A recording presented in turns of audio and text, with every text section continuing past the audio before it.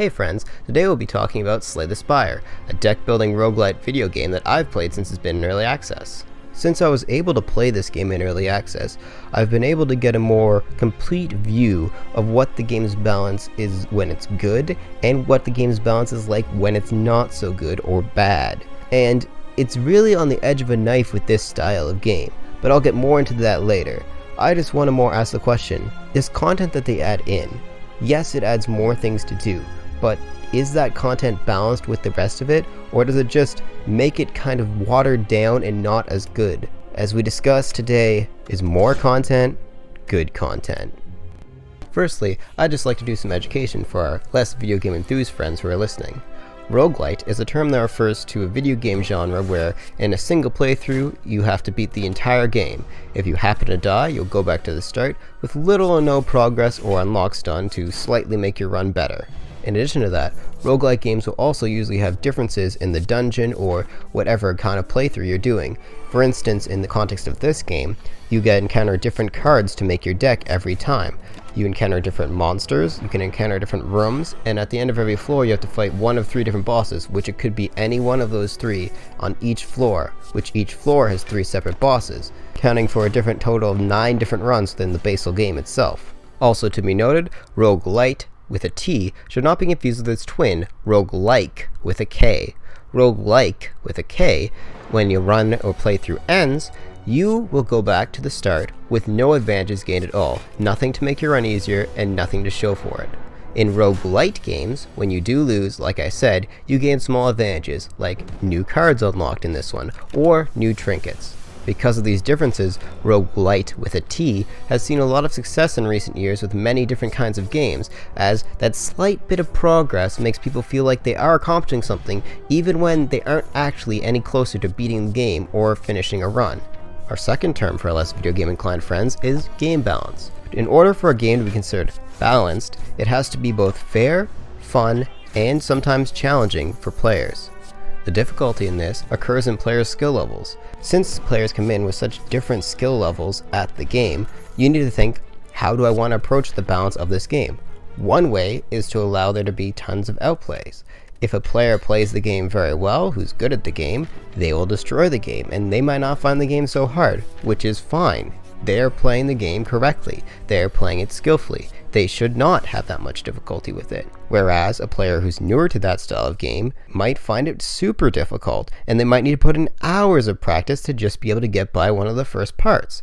And that's fine. That inherently would still be a well-balanced game. However, a game that doesn't have many outplays, that the player's ability and skills don't add that much to their playthrough, and is still hard and comes down to just luck whether you can win, that is where the issue occurs. You see, if a game I could play perfectly and still lose, and at the same difficulty I could play terribly and still win, that is a big issue within the game itself. You see, it's no longer dependent on what I do or how I play. It's now dependent on when the game decides I've thrown myself at this game enough times. I've played enough runs, well, I might as well let him win now. All the pieces fall into place and the luck just decides you're worthy to win now. And then when you do happen to win, you feel no achievement, because it's no longer about you or your abilities, it's now about the game. And when it's about the game and not about your ability to feel empowered or feel that escapism that video games are meant to do, it's just an empty shell that's there to waste your time and barely benefit you. Kinda like a job. So, where does Slay the Spire sit in this? Where is it in the fairness scale? Well, the outplays that you have are these. You may choose what cards you add to your deck, if any. You may choose what attacks or cards you play in what order in the battles. You may choose the path you go on as you go through your playthrough. And if you encounter a store, you can choose to buy trinkets, buy cards, or remove cards for a small fee. Now, stating these out loud might make it seem like there's a lot of outplays, but there really isn't, especially because they're interconnected. For instance, when in combat, I draw 5 cards per turn and have 3 energy with which to play those cards. Those cards I randomly draw from my deck. I don't get to choose which ones, so they are kind of luck-based. The attacks I can learn to play optimally, that I can do at a skillful way. But the cards I have, I cannot choose. But what cards do I add into my deck in the first place? Well, at the end of combat, I choose from one of 3 cards to add into my deck, or none at all. Now, I can choose one of those cards, but I don't choose what cards are there in the first place. And since cards all have varying rarity, it could be only super rare cards that I need to actually make my combo or deck better.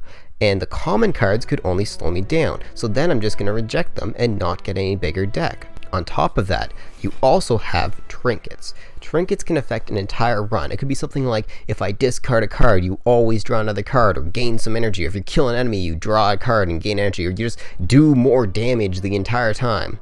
These are the make and break objects of any run. You could get some that just put you on easy street and let you freely win, or you could not get good ones and just have a bit more max health or something that doesn't really affect you or save you.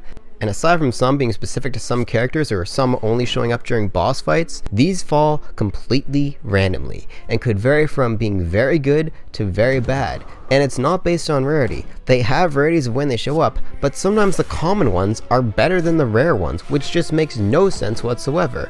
Especially when we're talking about the thing that can make or break an entire playthrough.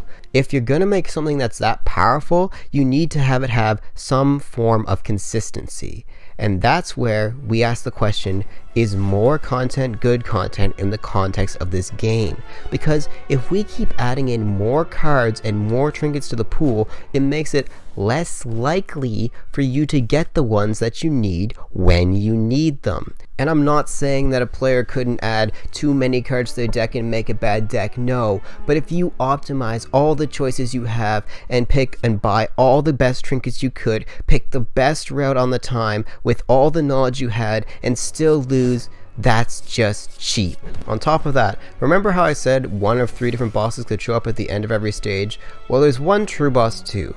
And the strategy that beats the true boss doesn't beat all the other bosses. So if one of them happens to show up partway through your run, you could just lose that run. Even though you had a deck that would destroy the final boss, you lose based on some other stuff that you can't control.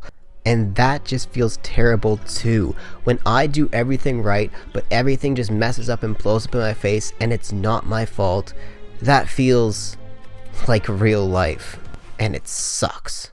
I also should say there's a slight bit of variance between the characters themselves, but that really just amounts to some characters are so overpowered that it's not fun to play because, you know, they just win all the time without you even giving effort or needing to play at all. And the other characters are just so pathetically weak that you just hope the RNG and luck will just crit you in its arms and say good night sweet prince and let you win, as that's the only chance you have is winning as them because they're so pathetic. And in the background of me playing as the newest character who is completely overpowered, as I easily beat the final boss with her. Rounding out the 4th character I've beat the final boss with. And for those who don't believe me, here's a shot of my achievements, showing you that. Now with this, I've probably annoyed enough people that I should just finish off now, so let me answer the question. Is more content good content in the case of Slay the Spire?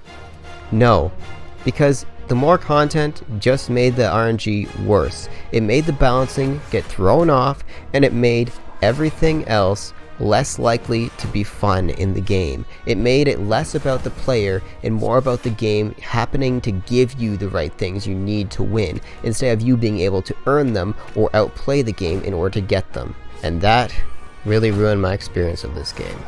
Goodbye, friends. Stay safe.